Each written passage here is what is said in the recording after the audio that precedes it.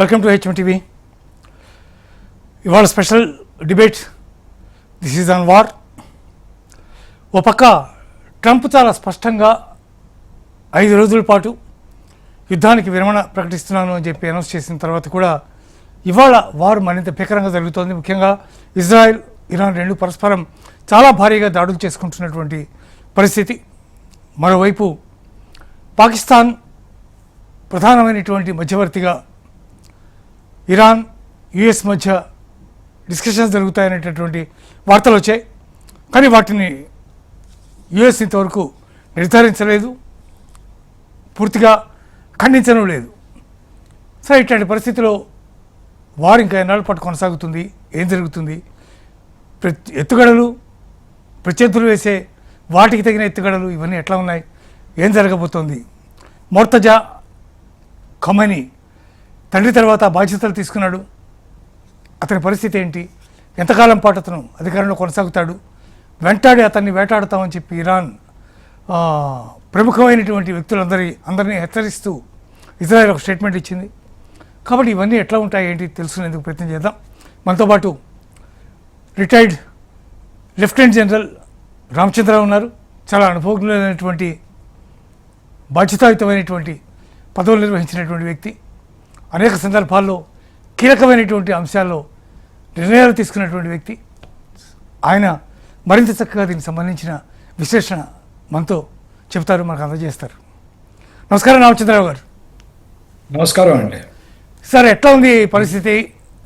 దాదాపు 4th వీక్లోకి enter అయిపోయింది యుద్ధం. 5 రోజులు విరమణ ఇచ్చింది యుఎస్. అయినా ఇజ్రాయెల్ దానికి ఒప్పుకునే పరిస్థితి లేదు. ఇద్దరి మధ్య దాడులు, ప్రతి దాడులు జరుగుతూనే ఉన్నాయి.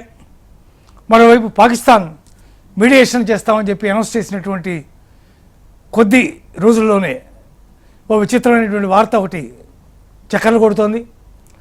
పాకిస్తాన్ మధ్యవర్తిగా ఇరాన్, యుఎస్ రెండు కూడా చర్చలు జరగబోతున్నాయని. అసలు ఇదంతా ఏమిటి, ఏం జరగబోతోంది, ఎట్లా ఉంది పరిస్థితి, ఈ వారికి అంతం ఏమన్నా కనిపిస్తోందా, ఇజ్రాయెల్ ఏం చేసే అవకాశం ఉంది? ఇప్పటివరకు జరిగినటువంటి యుద్ధంలో అమెరికా దాదాపు ఇరాన్ చేతిలో పరాజయం పాలైనట్టుగా భావించచ్చా? రైట్. ఫస్ట్లీ ఏంటంటే ప్రస్తుతం జరుగుతుంది యుద్ధం కంప్లీట్గా నిలిపిడే, యుద్ధ విరమణ కాదు. రైట్, యుద్ధం ఆగిపోలేదు. తాత్కాలికంగా ఆగుతుందాం అనుకున్నాడు. దానికి కూడా కరెక్ట్గా క్లియర్ కట్గా సీజ్ఫైర్ అని కూడా అనలేదు. ట్రంప్ గారు అన్న దాంట్లో ఏమన్నారు, యుద్ధం ముగిసింది అనలేదు, యుద్ధానికి కొంచెం తాత్కాలిక సడలింపు ఉందని అనలేదు. ఏమన్నాడు, ఒక 5 రోజులు మాత్రం టైం ఇచ్చి ఆలోచిద్దాం, ఒకవేళ టాక్స్ ముందుకు సాగపోతే. అంటే ఏంటి, ఇంతకు ముందు అతను ఏం చెప్పాడు, ఇరాన్ ఒక్క పవర్ గ్రిడ్ ఉన్న స్టేషన్స్ దాని మీద అటాక్ చేస్తా అని చెప్పాడు. కరెక్ట్. దాని ఒక్కదానికే డిలే చేశాడన్న అర్థం చేసుకోవాలి. రైట్. సో ప్రస్తుతం ఏంటంటే వేరే ఇప్పుడు ఇందులో 3 దేశాలు మెయిన్ స్టేక్ హోల్డర్స్ 3 ఉన్నారు, మనందరికి తెలిసిందే ఇది. రైట్.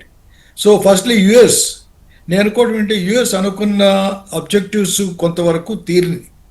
వాళ్ళు అనుకున్న అబ్జెక్టివ్స్ కొంతవరకు తీరినాయి. ఫస్ట్ అబ్జెక్టివ్ ఏమన్నాడు, టోటల్ రెజీమ్ చేంజ్ అన్నాడు. టోటల్ రెజీమ్ చేంజ్ అంటే తర్వాత ట్రంప్ రియలైజ్ చేశారు టోటల్ రెజీమ్ చేంజ్ జరగదు అని చెప్పాడు కూడా తను. ఎందుకంటే ఇమీడియట్గా జరుగుతుంది, అది లాంగ్ టైం తీసుకుంటుంది. కాకపోతే ప్రస్తుతానికి ఏంటంటే లీడర్షిప్ మార్చగలిగారు. రైట్. సో ఒక అబ్జెక్టివ్ అయిపోయింది. రెండోది ఏమన్నాడు, enrichment plants, missiles manufacturing capabilities మీద, మిసైల్ మ్యానుఫ్యాక్చరింగ్ కేపబిలిటీ మీద కొంత మీద ఆల్రెడీ అటాక్ చేస్తున్నారు, కొంత నాశనం కూడా చేశారు. కానీ ఎన్రిచ్మెంట్ మాత్రం పూర్తిగా చేయలేదు. కాకపోతే ఎన్రిచ్మెంట్ ప్లాంట్స్ దరిదాపులు చుట్టుపక్కలంతా బీభత్సం చేసి వదిలారు. కనుక క్లియర్గా మనం చెప్పగలిగింది అంటే ఒకవేళ మళ్ళీ తిరిగి వాళ్ళు స్టార్ట్ చేయాలంటే ఖచ్చితంగా ఇరాన్కి మళ్ళీ కొంత టైం పడుతుందని అనుకోవాలి. కానీ యురేనియం సంగతికి వస్తే ఇప్పటికి కూడాను ఇరాన్ దగ్గర 460 kg ఎంతో సుమారు యురేనియం, ఎన్రిచ్ చేసిన యురేనియం ఆల్రెడీ వాళ్ళ దగ్గర ఉంది. సో ఇది యాజ్ ఫార్ యాజ్ యుఎస్ చూసుకుంటే. యుఎస్ కన్నా బిగ్గర్ స్టేక్ హోల్డర్, అసలు దానికి మూల కారణం ఎవడంటాను నేను, Netanyahu, Israel. Right. So Israel క్లియర్గా ఏమంటుంది ఏంటి, ఒక విధంగా ఇరాన్ కంప్లీట్గా ఎంత నాశనం చేయాలంటే తిరిగి వాళ్ళు తలెత్తుకోకుండా చేయాలి. ఆ చుట్టుపక్కల ఉన్న కంప్లీట్ గల్ఫ్ కంట్రీస్ అన్నిట్లోనూ Hmm. ఇజ్రాయెల్ ఆధిపత్యం తర్వాత సౌదీ అరేబియా ఆధిపత్యం కోసం వాళ్ళు చూస్తున్నారు. అబ్రహం అకార్డ్స్ తర్వాత కూడాను వాళ్ళు ఆలోచించి మంతనాలు జరిపిన తర్వాత ఫైనలైజ్ చేసుకుంది ఏంటంటే ఎలాగోలాగ సౌదీ అరేబియాని పైకి తీసుకురావాలి, ఓకే. రైట్? ఇప్పుడు ఆ దిశగా చూస్తే ఇజ్రాయెల్ ఒక్క అనుకున్న ఆబ్జెక్టివ్స్ పూర్తిగా తీరలేదు, రైట్? వాళ్ళు ఏమంటారంటే ఫస్ట్లీ అక్కడున్న యురేనియం కంప్లీట్ మన కంట్రోల్లో రావాలి, రెండోది వాళ్ళు ఎన్రిచ్మెంట్ కంప్లీట్ గా బంద్ చేసేయాలి అనేసి, రైట్? మిగిలింది రెజిమ్ చేంజ్ గురించి అతనికన్నా యాక్చువల్లీ ట్రంప్ ఎక్కువ మాట్లాడారు, రైట్? సో ఏదో విధంగా ఏంటంటే కంప్లీట్ వాళ్ళ సైన్యాన్ని కూడా నాశనం చేసి తిరిగి చుట్టుపక్కల దేశాలన్నింటిలోనూ ఇజ్రాయెల్ తన నెంబర్ 1 పొజిషన్ని ఆధిత్యత నెరవేర్చుకోవాలని ప్రయత్నిస్తుంది. ఓకే. అది ఇమీడియట్ గా జరుగుతున్నట్టు కనిపించట్లేదు. ఎందుకంటే కనిపించట్లేదంటే దాని అర్థం ఏంటి? ఇప్పుడు దానికి రిజల్ట్ ఏంటి? అది కనిపించినంత కాలం యుద్ధం విరమణ రావాలంటే, యుద్ధం ఆగిపోవాలంటే రెండు విధాలుగా అవ్వచ్చు. ఒకటేంటి, రెండు దేశాలు దెబ్బలాడుకుంటున్నప్పుడు ఒక దేశం పూర్తిగా చిత్తుగా ఓడిపోయి కురుక్షేత్రంలో కౌరవులంతా నాశనం అయిపోయిన తర్వాత పాండవులు గెలిచారన్నట్టుగా, రైట్? ఒక విధంగా అలాగైనా యుద్ధం విరమణ అవుతుంది. లేదా దేశాలు దగ్గరికి వచ్చి సంధి చేసుకుంటే అప్పుడు యుద్ధ విరమణకి ఆస్కారం ఉంది, రైట్? కానీ ప్రస్తుతం ఇజ్రాయెల్ పొజిషన్ ప్రకారం చూస్తే యుద్ధ విరమణకి ఇమీడియట్ గా ఆస్కారం కనిపించట్లేదు నాకు. కాకపోతే ఇప్పుడు ఇరాన్కి వెళ్దాం, మూడో దేశం, రైట్? ఇరాన్ కూడా ఇప్పుడు ఏంటి, ఇరాన్ అందరూ చాలా మంది మాట్లాడడానికి ఈ సంగతి కూడాను, వాళ్ళ సివిలైజేషన్ అని, వాళ్ళకున్న పేరు ప్రఖ్యాత, వాళ్ళ పాత కల్చర్ గురించి మాట్లాడుకుంటాం. అంత ఈజీగా తల వంగే మనుషులు కాదు వాళ్ళు, రైట్? అదీగాక వాళ్ళ స్ట్రాటజీయే మార్చారు. ఎందుకంటే వాళ్ళకి తెలుసు, వాళ్ళకి తెలుసు, మొదటి నుంచి తెలుసు, యుఎస్ ఇజ్రాయెల్ కలిస్తే ఆ రెండు దేశాలు కలిసి ఏకధీటిగా తన మీద పడితే దానికి ఆ దాటికి ఆగటం చాలా కష్టం అని క్లియర్గా తెలుసు ఇరాన్కి. అందుకని ఏం చేసింది, స్ట్రాటజీ మార్చేసి they've gone in for cheaper this thing, మిసైల్కి వెళ్ళిపోయింది, డ్రోన్స్కి వెళ్ళిపోయింది. తర్వాత 7 ఫ్రంట్ వార్ స్ట్రాటజీ అని కూడా డిక్లేర్ చేసింది. 7 ఫ్రంట్ వార్ అంటే వాళ్ళు అంటే ఏంటి, అటు పక్క నుంచి మిగిలిన హమాస్ కొడతాడు, ఇటు పక్కన హిజ్బుల్లా కొడతాడు, ఇరాక్ ఫోర్సెస్ కొంత ఉన్నాయి, మేము మిసైల్స్ కొడతాం, ఇలాగా 7 సైడ్స్ నుంచి ఇజ్రాయెల్ మీద కొడతామన్న స్ట్రాటజీ వాళ్ళు మార్చుకుని వాళ్ళు రెడీగా ఉన్నారు. కానీ ఇప్పుడు యుద్ధవిరమణ చేయాలని వాళ్ళు ఏమంటున్నారు, ఫస్ట్లీ మేమేం అడగట్లేదు, బాహాటంగా చెప్పేది, తర్వాత వద్దాం అంతర్గతంగా ఏం జరుగుతుంది, లోపల ఏం జరుగుతుంది తర్వాత మాట్లాడుతుంది. బాహాటంగా వాళ్ళు అంటే ఏమంటున్నారు, మేము యుద్ధం ఆపాలని మేమేం అంటలేదు, ఒకటి. రెండోది, యుద్ధం ఆపాలంటే మీరు మాకు కొంత కంపెన్సేషన్ ఇవ్వాలి, ఇంత నాశనం చేశారు మా దేశాన్ని, దానికి తగిన ఇవ్వాలి, మేము హాయిగా మా యురేనియాన్ని మేము వాడుకోగల ఇండిపెండెన్స్ మాకు ఉండాలి, రైట్ అనేసి ఇరాన్ పట్టుపట్టింది, రైట్? తర్వాత చిన్న ఏం పెట్టారులేండి, స్ట్రైట్ హార్మోజ్ మీద ఎవరైనా షిప్ వెళ్తే వాళ్ళకి $2 million ఇలా ఛార్జెస్ చేస్తాం, టోల్ ట్యాక్స్, సూయిస్ కెనాల్ లాగా ఆ రీతిలో ఛార్జ్ చేస్తాం అని కూడా చెప్పడం జరిగింది. బట్ మెయిన్ చూసుకుంటే ఈ రెండు. ఓకే. సో బాహాటంగా రైట్ నౌ ఇజ్రాయెల్ సుముఖంగా లేదు. ఇరాన్ ఏంటంటే నాకు ఇచ్చిన గ్యారంటీస్ ఇస్తే నేను ఉన్నట్టుగా అని బయటికి చెప్తున్నారు. కానీ మిగిలిన దిశలుగా మిగిలిన కోణాల నుంచి వస్తున్న ఇన్ఫర్మేషన్ మనం ఆలోచిస్తే ట్రంప్ అవనివ్వండి, టర్కీ అవనివ్వండి, ఈజిప్ట్ అవనివ్వండి, పాకిస్తాన్ అవనివ్వండి, వీళ్ళందరూ ఏమంటున్నారు, సంధికి వచ్చాం. ఎందుకంటే మధ్యలో అదిగాక ట్రంప్ గారు కూడా క్లియర్గా అన్నాడు, ఒక 5 రోజులు subject to the discussions going in a fruitful manner, సరైన కోణంలో డిస్కషన్స్ వెళ్తే అప్పుడు మేము యుద్ధం ఆపేస్తాం అన్నట్టుగా సూచనలు ఇస్తున్నాడు, రైట్? సో దీన్ని బట్టి మనకి ఏంటంటే behind the curtains, right, back door మంథనాలు జరుగుతున్నాయి, డిస్కషన్స్ మొదలైనవి ఖచ్చితంగా. తర్వాత అంటే ఇప్పుడు ప్రస్తుతం నేను ఒకటి ఏంటంటే డిఫరెంట్ కంట్రీస్లో డిఫరెంట్ ఇష్యూస్ మాట్లాడుతున్నారు, కానీ వీళ్ళు ముగ్గురిని ఇంతవరకు దగ్గరికి తీసుకునేది లేదు. కాకపోతే కామన్ ప్లేయర్స్ ఉన్నారు, టర్కీ అవ్వచ్చు, ఈజిప్ట్ అవ్వచ్చు, రైట్? సో వీళ్ళందరూ ఏంటి, కొంతేమో ఇరాన్కి నచ్చ చెప్తున్నారు, కొంతేమో యుఎస్కి నచ్చ చెప్పాలి, కొంత ఇజ్రాయెల్కి నచ్చ చెప్పాలి. ఆ ప్రస్తుతం అయితే ఆ వర్క్ స్టార్ట్ అయింది, రైట్? అది ఎంతవరకు సఫలీకృతం అవుతుందా అనేది మనం ఆలోచించాలి. ఓకే. ఎందుకంటే ప్రపంచంలో ఉన్న దేశాలన్నీ ఏ దేశం కూడా ఈ వార్ని ప్రొలాంగ్ చేయాలని లేదు. ఎందుకంటే ఆల్రెడీ మనం చూస్తున్నాం ఎనర్జీ క్రైసిస్ ఎంత పెరిగిపోయిందో. కాకపోతే ఇరాన్ కూడా ఏమంటామంటే మేమే స్ట్రైట్ ఆఫ్ హోర్మోజ్ మేము పూర్తిగా క్లోజ్ చేయలేదు. చైనా పర్మిట్ చేస్తున్నాడు, ఇండియా పర్మిట్ చేస్తున్నారు, రైట్? సో ఇలా సెలెక్టివ్గా పర్మిట్, ఎవరైతే యునైటెడ్ స్టేట్స్ కానీ ఇజ్రాయెల్ కానీ సహకరిస్తున్నారో, తోడ్పడుతున్నారో వాళ్ళ షిప్స్ అయితే మటుకు నేను పర్మిట్ చేయను అంటున్నాడు, రైట్? సో ప్రస్తుతం పరిస్థితి మనం వేచి చూడాల్సింది ఏంటంటే ఈ బ్యాక్డోర్ డిస్కషన్స్ స్లోలీ బయటకు వస్తూ మొదలు పెడతాయి, రైట్? ఎందుకంటే ఇదేం బ్యాక్డోర్ డిస్కషన్స్ లో ఈ గవర్నమెంట్లు ఇన్వాల్వ్ అవ్వవు. ఫస్ట్లీ మొదట్లో ఫారిన్ మినిస్టర్స్ ఇన్వాల్వ్ అవ్వరు, right? But people of repute, ఎవరైతే కామన్ సేయింగ్ ఉన్నోళ్ళు, రైట్, కొంత స్టాండింగ్ ఉన్నోళ్ళు, మేబీ ఇంతకుముందు అంబాసిడర్గా చేసిన వాళ్ళు, ఇంతకుముందు పవర్లో ఉండి ఒకరిని ఒప్పించగల సామర్థ్యం ఉన్నవాళ్ళు, అలాంటి వాళ్ళు మొదలు పెడతారు. సో అది ప్రోగ్రెస్ అయ్యాక మనం చూడాలి. ఓకే, ఇప్పుడు యుద్ధ విమానాలు ముఖ్యంగా దాంట్లో అమెరికా చాలా పెద్ద భారీ ఎత్తున అద్భుతమైనటువంటి విమానాలు తయారు చేసింది. ముఖ్యంగా రాడార్లకు అందకుండా తయారు చేసినటువంటి F-35 యుద్ధ విమానం. అటువంటి విమానాన్ని కూడా దెబ్బగట్టగలిగినటువంటి సామర్థ్యం ఇరాన్ లేటెస్ట్గా సంపాదించుకుందా, లేకపోతే దీని వెనకాల చైనా కానీ రష్యా కానీ ఉన్నారా దాని వెనకాల ఈ సామర్థ్యాన్ని సంపాదించుకోవడంలో? F-35 యుద్ధ విమానాన్ని దెబ్బతిని అప్పటికప్పుడు ఎమర్జెన్సీగా ల్యాండింగ్ చేయాల్సినటువంటి పరిస్థితి దానికి ఏర్పడింది. అంత సామర్థ్యం ఎక్కడి నుంచి వచ్చింది ఇరాన్కి? ఫస్ట్లీ ఏంటంటేనండి, ఇప్పుడు ఏది ఇన్విన్సిబుల్ కాదు. మన వార్ఫేర్ చూసుకుంటే, యుద్ధంలో చూసుకుంటే, ఒక టైప్ ఆఫ్ ఎయిర్ క్రాఫ్ట్ తయారు చేశారనుకోండి, దానికి కౌంటర్ మెజర్స్ వెంటనే చుట్టుపక్కల ఎనిమి, ప్రస్తుతం ఎనిమి ఉంటాడు, ఆ దేశానికి ఉన్న ఎనిమి ఖచ్చితంగా దానికి తగ్గట్టుగా ఏదో వ్యూహాలు వేస్తుంటాడు. It is like a game of chess. నువ్వు ఇచ్చేసావు, నేను ఇచ్చేస్తా, నువ్వు ఈ మూమెంట్ చేసావు. సో కౌంటర్ ఎప్పుడు జరుగుతుంది. అందుకే కదా ఇప్పుడు ఇంతకుముందు ఏమనుకున్నారు, ఇజ్రాయెల్ది ఐరన్ డోము టోటల్లీ నిర్భేద్యం అయింది, ఎవరు దాన్ని భేదించలేరు, దాన్ని క్రాస్ చేసి ఇజ్రాయెల్లో బాంబ్స్ పడవన్నారు. కానీ పడ్డాయి కదా, రైట్? ఎందుకంటే ఇరాన్ ఏంటి స్ట్రాటజీ ఏం చేసింది, all right, iron dome capacity ఎంత ఉంది, ఒక టైంలో 100 మిసైల్స్ దాన్ని బ్లాక్ చేయగలదు అనుకోండి, రైట్? 100 మిసైల్ బదులు ఒకే టైంలో మనం 110 వదులుదాం. అప్పుడు ఏమవుతుంది, 100 మిసైల్స్ అది బ్లాక్ చేసినా ఒక 10 మిసైల్స్, ఎందుకంటే సాచురేట్ చేసేయటం, ఐరన్ డోమ్ ని సాచురేట్ చేయటం, రైట్? సో అదే టెక్నాలజీ లాగా ఇప్పుడు మీరు F-35 గురించి మాట్లాడుతున్నారు, రైట్? F-35 అయినా సరే స్టార్ట్ చేసిన మొదట్లో, కానీ F-35 ఉన్న దాని యొక్క క్యారెక్టరిస్టిక్స్ చూసిన తర్వాత కౌంటర్ దేశాలు లైక్ ఫర్ ఎగ్జాంపుల్ చైనా అనుకోండి, రష్యా అనండి, నార్త్ కొరియా అనండి, ఎవరైతే వీళ్ళని అవసరం వస్తే దెబ్బలాడ వీళ్ళతో యుద్ధం చేయాలి అని అనుకుంటారో ఖచ్చితంగా దాని క్యారెక్టరిస్టిక్స్, దాన్ని ఎలా డిఫీట్ చేయాలా అన్న టెక్నాలజీ పెంచుకుంటారు. కానీ ఇరాన్ దగ్గర మీరు అన్నట్టుగా వాళ్ళకి ఇండిపెండెంట్ గా అంత టెక్నాలజీ లేదు. దో ఆఫ్ కోర్స్ రీసెంట్ కొంత న్యూక్లియర్ సైంటిస్టులు అయితే ఉన్నారో వాళ్ళని పాపం కొంతమంది న్యూక్లియర్ సైంటిస్ట్ ఇజ్రాయెల్ కూడా రీసెంట్ గా చంపేశారు. బట్ అదర్వైజ్ న్యూక్లియర్ సైన్స్ ప్రకారం కొంతవరకు వాళ్ళ సైంటిస్టులు తేగలిగారు.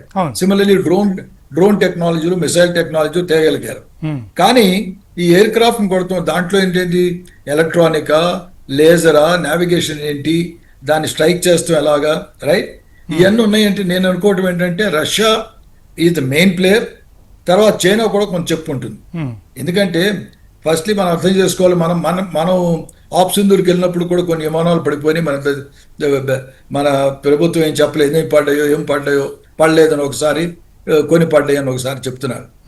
మనం అర్థం చేసుకోవాల్సిందంటే ఏ దేశాలుకి నష్టం లేకుండా ఉండదు. యుద్ధం అన్నాక ప్రతి దేశాన్ని గురించి 2 కూలొచ్చు, 3 కూలొచ్చు, 10 కూలొచ్చు. విమానాలు కూలటం, తర్వాత కొన్ని ఇన్ఫ్రాస్ట్రక్చర్లు నాశనం అవటం, కొంతమంది సైనికులు చనిపోవటం, కొంతమంది ట్యాంకులు పోవటం, కొంతమంది గన్లు పోవటం, కొన్ని షిప్పులు పోవటం, ఇవన్నీ జరిగాయి, రైట్? సో అలాగే F-35 అమెరికా నుంచి కొన్ని కూల్చగలగటం మాత్రం దాంట్లో పెద్ద మనం ఏదో it is not a issue. So ప్రస్తుతం ఏంటంటే మీరన్న ఇష్యూ పాయింట్కి రావాలంటే నేను అనుకోవటం ఖచ్చితంగా ఇందులో రష్యన్ టెక్నాలజీ, రష్యా ఖచ్చితంగా కొంతవరకు సహాయం చేస్తుంటుంది. దాని తర్వాత చైనా కూడా సహాయం చేస్తుంటుంది.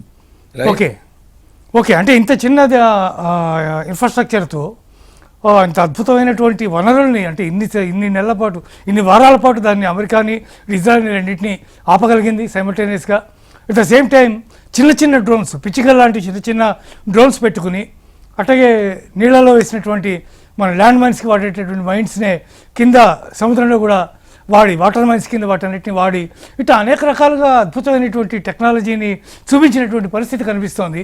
పెద్ద భారీ ఎత్తున కోట్లాది రూపాయలు, కొన్ని వందల కోట్లు పెట్టి చేసినటువంటి విమానాలు ఓ చిన్న డ్రోన్ దెబ్బకి పడిపోయినటువంటి పరిస్థితి కొన్ని సందర్భాల్లో మనకు కనిపించింది. సో ఈ టెక్నాలజీ ఇంకా ఇంతగా వృద్ధి చెంది ఇట్లా అయిపోతుందా, లేకపోతే ఇంత పెద్ద టెక్నాలజీని అనవసరంగా దాని మీద వినియోగించి వీళ్ళు మాకేదో గొప్పగా ఉందని దెబ్బలు తరుచుకోవడం అమెరికా లాంటి దేశాలు చేస్తున్నాయా? ఇప్పుడు వార్ఫేర్ అనేది ఎప్పుడు టెక్నాలజీ మారుతున్న కొద్ది వార్ఫేర్ మారుతుంది. ఆ వార్ఫేర్ చూసిన తర్వాత మన మనుషులు కూడా ట్రైనింగ్ కూడా మనం మార్చుకుంటాం. కానీ ఏంటంటే మొదటి నుంచి డ్రోన్ వార్ఫేర్ ఉంది. ఇప్పుడు ప్రస్తుతం మాట్లాడేది డ్రోన్ వార్ఫేర్. డ్రోన్ వార్ఫేర్ ఒక రెవల్యూషనరీ తెచ్చేసింది, రైట్? అందుకే సుమారు అన్ని దేశాలు అంటున్నాయి డ్రోన్స్ వచ్చిన తర్వాత విమానాలు అవసరం ఉందా అని కూడా కొంతమంది ప్రశ్నిస్తున్నారు. అది నేను ఒప్పుకోను. ఖచ్చితంగా విమానాలు చేసే పని విమానాలకు ఉంది, డ్రోన్ చేసే పని డ్రోన్స్కి ఉంది. కాకపోతే ఎందుకంటే ఈ డ్రోన్ టెక్నాలజీను, missile technology, cheap technology Iran ఇచ్చేసింది. ఎందుకంటే క్లియర్ కట్ ఇందాక చెప్పినట్టుగా వీళ్ళ దాటికి ఆగలేదు. టెక్నాలజికల్ గా చూసుకుంటే యుఎస్, ఇజ్రాయెల్ రెండు కలిపితే చాలా ఫార్ సుపీరియర్.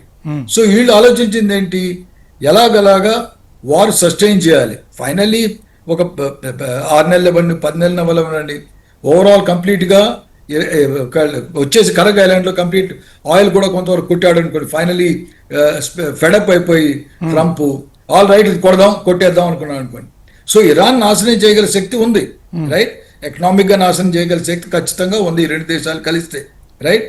కానీ ప్రస్తుతానికి ఈ యుద్ధ నైపుణ్యానికి వచ్చారు మనం మాట్లాడాలంటే ఇరాన్ ఏం చేసింది, వీళ్ళతో నేను టెక్నాలజీలు, పెద్ద టెక్నాలజీలు నేను ఆగలేను, రైట్? ఎందుకంటే ఇప్పుడు టెక్నాలజీ అంటే ఇప్పుడు మిసైల్స్ ఉన్నాయి. వాళ్ళ మిసైల్స్ ఎక్కడి వరకు వెళ్ళగలవు? 2700, 2800 అంత దాటి ఇంతవరకు మిసైల్స్ 5000 కిలోమీటర్స్, 6000 కిలోమీటర్స్ మనలాగా అగ్ని 5 ఇలా ఉన్నాయి కదా, రైట్? అలాంటి టెక్నాలజీ వాళ్ళకి లేదు. కానీ ఇరాన్ దగ్గర అంత పెద్ద టెక్నాలజీ లేదు. ఆ టెక్నాలజీ రేపు రావచ్చు, ఎల్లుండి రావచ్చు, చెప్పలేం. ఎందుకంటే స్పేస్లోకి రాకెట్లు పంపించగల టెక్నాలజీ వాళ్ళ దగ్గర ఉంది. కనుక ఆ టెక్నాలజీ ఈ టెక్నాలజీ కనుక్కొని ఇంప్రూవ్ చేయొచ్చు. కానీ స్ట్రాటజీయే మార్చారు వీళ్ళు. ఏమి స్ట్రాటజీ మార్చారు? మనం లైటర్, లెస్ కాస్ట్లియర్. ఎందుకంటే మన దేశాలు అంత పెద్ద పెద్ద ఎయిర్ క్రాఫ్ట్స్ కొనటం, మనం ఇది చేసుకోవటం, అంత మెయింటైన్ చేసుకోవడం మనకు కష్టం అవుతుంది, రైట్? సో మనం ఏంటంటే which is the cheap technology. After all కొన్ని వార్ఫేర్స్ మనం చూసినప్పుడు ఒక్కొక్కసారి సూటబుల్ అయితే జంగిల్లో ఈ జంగిల్ వార్ఫేర్ చాలా సక్సెస్ఫుల్ అవుతుంది. కన్వెన్షనల్ ఫోర్స్ వెళ్ళి ఆఫ్టర్ ఆల్ మనం చూసాం కదా, అమెరికాని చూసాం, వియట్నాంలోకి వెళ్ళి ఏమైంది? వెయిట్ కాంగోలతో మాట్లాడుతున్నప్పుడు అమెరికా అదిరిపోయింది, రైట్? సో సిమిలర్లీ ఇప్పుడు సెకండ్ వరల్డ్ వార్లో చూసాం, ఇంత పెద్ద ఫోర్స్ హిట్లర్ వాళ్ళ ఫోర్స్ అంతా వెళ్ళి రష్యాలో మంచులో చిక్కుపోయింది, రైట్? రష్యాతో ఓడిపోయింది. కనుక ఏంటంటే మనకి సదావకాశాలు చూసుకుని, చుట్టుపక్కల మన ఎన్వైరన్మెంట్ చూసుకుని, మన ఎకానమీ చూసుకుని, మన వాతావరణ పరిస్థితులు చూసుకుని, దానికి తగ్గట్టుగా ఇరాన్ ఏం చేసింది, will go for a very cheap technology. మీరు అన్నట్టు ఇప్పుడు మైన్స్, ఎందుకంటే మైన్స్ చాలా తెలివిగా ఆలోచించారు. వాళ్ళకి తెలుసు వాళ్ళ ప్రాణవాయువు ఎక్కడుంది, వాళ్ళ గుండెకాయ అనుకోండి, ప్రాణవాయువు అనుకో ఏదైనా అనుకోండి, straight of Hormuz. Straight of Hormuz లో ఆఫ్ కోర్స్ అన్నిటికన్నా ఫేమస్ ఏమో కరగ్ ఐలాండ్, ఇంకా 5-6 చిన్న చిన్న ఐలాండ్స్ ఉన్నాయి, రైట్? కానీ వాళ్ళకి తెలుసు ఎక్కడైతే మనం ఇక్కడ ఉచ్చు బిగించాము, రైట్, ప్రపంచం అంతా దదరిల్లుతుంది అనేసి. ఆ ఉచ్చు బిగిస్తానికి కావాల్సింది ఏముంది? ఫస్ట్ కరగ్ ఐలాండ్ లో మిలిటరీ ఇన్స్టలేషన్ కొన్ని పెట్టుకున్నారు. రెండోది along the Coast, complete state of Hormuz east, మన ఇరాన్ సైడ్ కోస్ట్ చూసుకుంటే throughout the along the Coast ఖచ్చితంగా కొన్ని మిసైల్స్ వాళ్ళు ఫైర్ చేయగల కేపబిలిటీస్ పెంచుకున్నారు. అందులో నాకు సందేహం లేదు, రైట్? తర్వాత ఏం చేశారు, ఒకవేళ షిప్స్ వెళ్ళాలంటే యాంటీ షిప్ వార్ఫేర్ ఏంటి, ద చీపెస్ట్ అండ్ షిప్ కొట్టాలి. కానీ పూర్తి నేవీ నాశనం అయిపోయింది. వాళ్ళకి ముందు తెలుసు మన నేవీని, అమెరికన్ నేవీ కంపేర్ చేసుకుంటే మన నేవీ ఆగటం కష్టం అని, రైట్?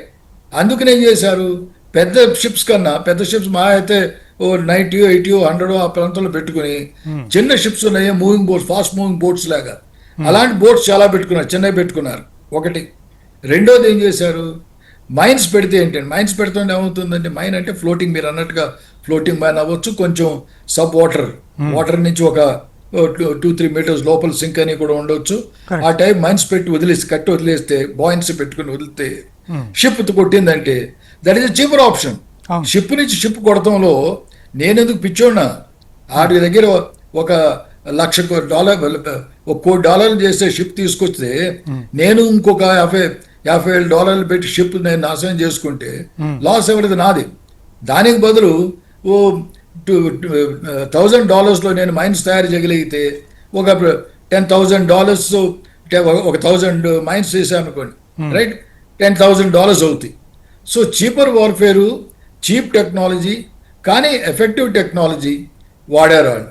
సో మీరు టిపికల్లీ మనం దీన్ని గొరిల్లా వార్ఫేర్ అనలేము, కానీ ఏంటంటే తెలివిగా చీపర్ టెక్నాలజీని వాడుకొని పెద్ద టార్గెట్ని ఎలా కొట్టగలం. ఎందుకంటే ఫైనల్లీ వాళ్ళు చేసింది ఏంటి, మనం ఎంత లాంగ్ సస్టైన్ చేయగలమో ఈ యుద్ధాన్ని, రైట్ ఫ్రమ్ బిగినింగ్. వాళ్ళ ఉద్దేశం ఏంటి, ఎంతకాలం అయితే మనం ఇది ప్రొలాంగ్ చేయగలము అప్పుడే యుఎస్ ఇజ్రాయెల్ కొంచెం దిగి వస్తాయి.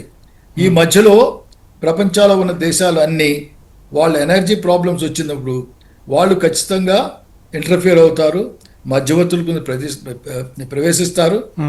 ఏదో విధంగా ఈ యుద్ధానికి ఒక ముగింపు ఏర్పడుతుంది. ఓకే, అంటే వాళ్ళు ముందుగానే ఆయిల్ అనేది ప్రధానమైనటువంటి లక్ష్యంగా వాళ్ళు పెట్టుకున్నారు.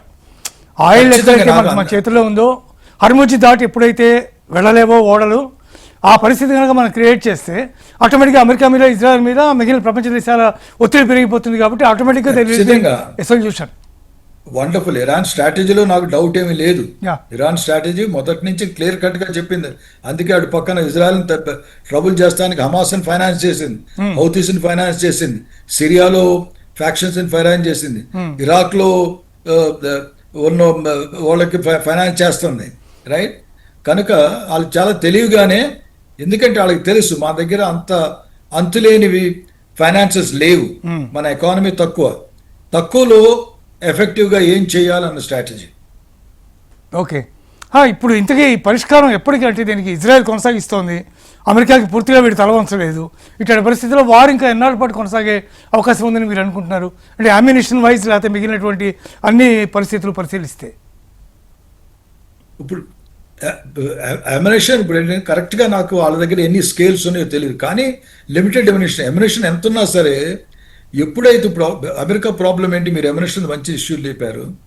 అమెరికా ఆల్రెడీ కొంత అమ్యునిషన్ యుక్రెయిన్కి పాస్ ఆన్ చేస్తుంది. అవును, ఒక్కోసారి యుక్రెయిన్కి ఫిరంగులకి మందుగుళ్ళు సామాన్ తక్కువైతే ఇజ్రాయెల్ నుంచి కూడా తీసుకెళ్లి పంపించిన ఎగ్జాంపుల్స్ కూడా ఉన్నాయి, రైట్.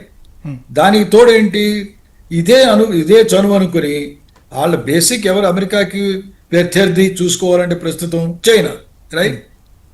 ఇప్పుడు వీటి మీద వాళ్ళ దగ్గర ఉన్న ఎమ్యునిషన్ అంతా ఫైర్ చేసుకుంటే రేపు చైనా గబుక్కుని వెళ్ళి తైవాన్ అటాక్ చేసింది అనుకోండి, అవును, అప్పుడు అమెరికా వెళ్ళి అడ్డుపడాలంటే వాళ్ళ దగ్గర ఎమ్యునిషన్ ఉండదు కదా. కరెక్ట్. కనుక ఎమ్యునిషన్ కొంతవరకే, అమెరికా అయినా సరే అనలేనంత ఎమ్యునిషన్, పూర్తిగా ఎమ్యునిషన్ అంతా ఇరాన్ వాడేస్తున్నాయి. ఇరాన్ పూర్తి ఎమ్యునిషన్ తో వాడినా సరే ఇరాన్ మీద actually soldiers on foot, boots on ground అంటామే, మనుషులు ఫిజికల్ గా రాకపోతే ఇరాన్ ఇమీడియట్ గా లొంగేటి సూచనలు కనిపించట్లేదు.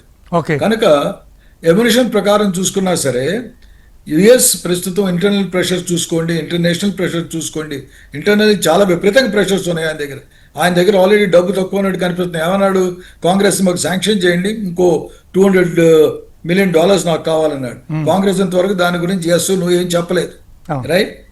కనుక war is a costly affair, it's not a joke. దేశాలు ఒక డికేస్ వెనక్కి వెళ్ళిపోతాయి.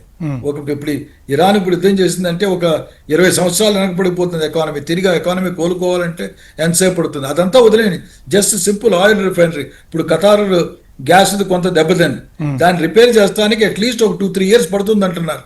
అఫ్ కోర్స్ అంతా మైట్ పెడితే 1 సంవత్సరం 2 సంవత్సరాలు అవ్వచ్చు, కానీ అవన్నీ ఇన్ఫ్రాస్ట్రక్చర్ రిపేర్స్, డ్యామేజ్ అని తిరిగి పికప్ చేసుకోవడం చాలా కష్టం అవుతుంది. కనుక ఇవన్నీ ఆలోచించే నేను అనుకోవడం ఏంటంటే, ఇంకా యుద్ధానికి వెళ్లే ముందు ఈ మిడిల్ మెన్ ప్లే చేస్తున్నారు, సంధికి మధ్యవర్తులు, వీళ్ళు ఖచ్చితంగా ఏదో ఒక ప్రెషర్ తీసుకొస్తారు. ప్రెషర్ తీసుకురాకపోతే ఆ తరుణంలో యుద్ధం ఇంకా కొనసాగుతుంది. అప్పుడు కొనసాగేటట్టయితే ఆల్రెడీ ఏం చేస్తున్నాడు ట్రంప్ గారు, మీరు చూశారు, బెదిరిస్తున్నాడు కాదు, యాక్చువల్లీ ఫోర్సెస్ కూడా మూవ్ చేస్తున్నాడు. ఏం మూవ్ చేస్తున్నాడు?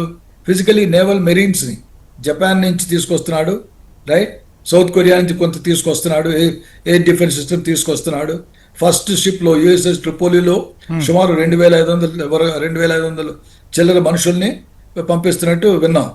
తర్వాత నెక్స్ట్ ఇంకొక ship USS Boxer, I think some Boxer, దాంట్లో కూడాను ఒక 1000 మంది ఉన్న యూనిట్ పంపిస్తున్నాడని విన్నాం.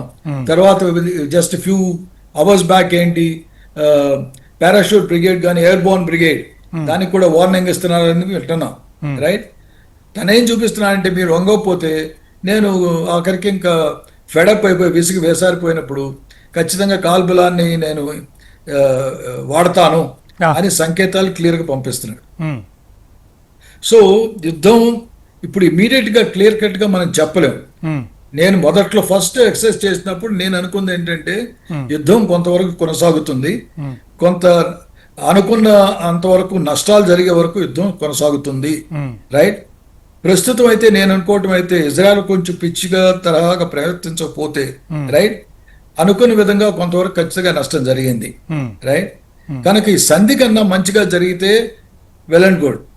అది అవ్వకపోతే ఈ స్లో వార్ ఇలా స్టార్ట్ అయితే మేబీ అట్లీస్ట్ ఇంకొక 2-3 వారాలు ఈజీగా హొరైజన్ మీరు చెప్తున్నారు. తర్వాత ఇంకా ఎంత సాగుద్దని ఇంకా కొంచెం వేచి చూసిన తర్వాత కానీ చెప్పలేం.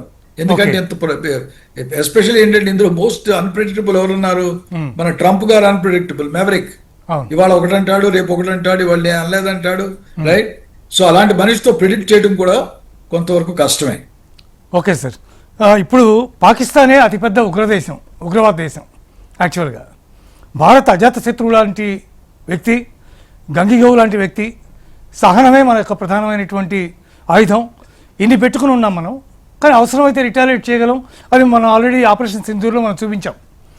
కాబట్టి పాకిస్తాన్ లాంటి భయంకరమైనటువంటి దేశాన్ని ఒక మధ్యవర్తిగా పెట్టుకుని ఉగ్రవాదాన్ని ఏరేస్తాం, ఇరాన్ చాలా భయంకరమైనటువంటి దేశం, రేపు పొద్దున చాలా ప్రమాదాలు ఉంటాయి దానివల్ల, ఈ రకమైన స్టేట్మెంట్లు ఇస్తూ పాకిస్తాన్ మధ్యవర్తిత్వం వహించేటటువంటి పరిస్థితి రావడం అనేది ప్రపంచ దేశాలన్నిటికీ చాలా విచిత్రంగా అనిపించదా? నేను అనుకోవటం పాకిస్తాన్ ఏంటంటే కావాలని చొరవ చేసుకుని మేము ఉన్నామని చెప్తాను.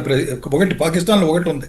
One point important is the second largest Shia population ఉంది ప్రపంచంలో, ఇరాన్ తర్వాత పాకిస్తానే. ఆల్రెడీ మీరు చూసినప్పుడు ఎప్పుడు చెప్తే కొమనీ చనిపోయినప్పుడు పాకిస్తాన్ లో చాలా అలలైంది, రైట్. అందుకని పాకిస్తాన్ సౌదీ అరేబియాతో సంధి చేసుకున్నా సరే, రైట్, ఇంతకుముందు సంధి చేసుకున్నా సరే ఇరాన్ కొడటానికి తయారవ్వలేదు, రైట్. ఇరాన్ మీద ఏమి దుర్భాషలు ఆడలేదు, ఇరాన్ కొడతాం అనేసి ఏమనలేదు. యుఎస్ కూడాను మొదట్లో కొంచెం సహాయం ఇచ్చారు, కానీ పర్మనెంట్ బేసెస్ అక్కడేమి వాళ్ళు పెట్టుకోలేదు ప్రస్తుతానికి, రైట్. సో నేను అనుకోవడం ఏంటంటే మెయిన్ రోల్ ప్లే చేసేది టర్కీ ప్లే చేస్తుంది, తర్వాత ఈజిప్ట్ ప్లే చేస్తుంది.